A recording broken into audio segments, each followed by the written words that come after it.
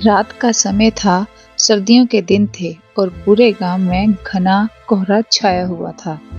उस गांव का नाम था चंदनपुर, जहां हर रात कोहरा गिरते ही अजीब घटनाएं शुरू हो जाती थी। गांव के लोग कहते थे कि कोहरे के साथ कोहरे वाली चुड़ैल आती है।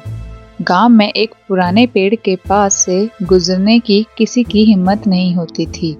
कहते थे कि वहां से गुजरने वालों की चीखें सुनी जाती थी, लेकिन उन्हें कभी कोई लौट कर नहीं देखता। एक रात गांव का एक निडर लड़का अमन अपनी बहन सुमन के साथ शहर से लौट रहा था। रास्ते में कोहरा इतना घना हो गया कि कुछ भी साफ दिखाई नहीं दे रहा था। सुमन ने डरते हुए कहा, भैया चलो रुक जाते हैं, ये रास्ता ठीक नहीं है। अमन हंसा और बोला, डरने की जरूरत नहीं है, ये सब कहानियां हैं, चुड़ैल बुड़ैल कुछ नहीं होती। लेकिन जैसे ही वे उस पुराने पेड़ के पास पहुंचे, घोड़े की टापों की आवाजें आने लगी। अमन और सुमन चौंक कर चारों ओर देखने लगे, लेकिन दूर दूर तक कुछ नहीं था।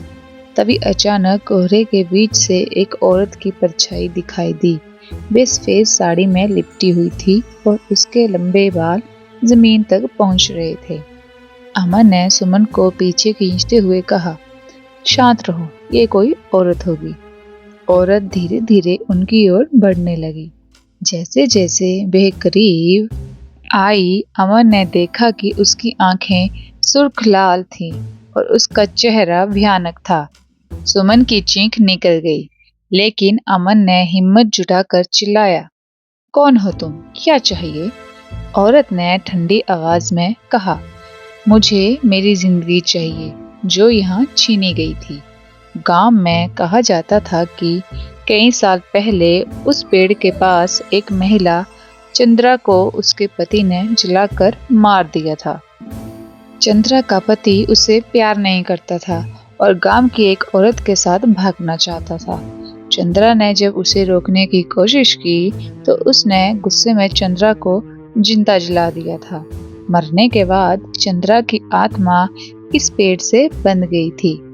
तभी से हर कोहरे वाली रात उसकी आत्मा भटकती रहती है।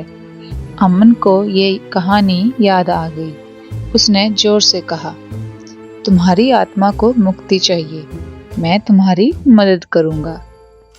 चंद्रा की आत्मा रुक गई। उसने पूछा, तुम मेरी मदद क्यों करोगे?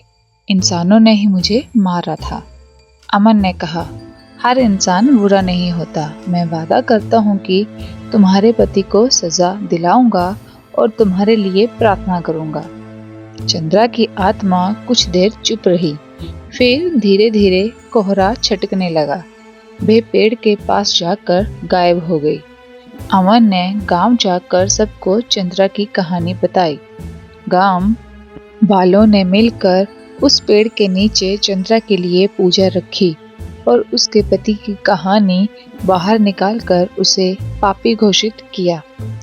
इसके बाद चंद्रपुर में कोहरा तो आता रहा, लेकिन कोहरे वाली चुड़ैल की कहानियां बंद हो गई। ये कहानी हमें सिखाती है कि भूत प्रेत की कहानियां अक्सर हमारे समाज के पाप और अन्याय की देन होती हैं। समय रहते इन्हें सुधारने की कोशिश करनी चाहिए।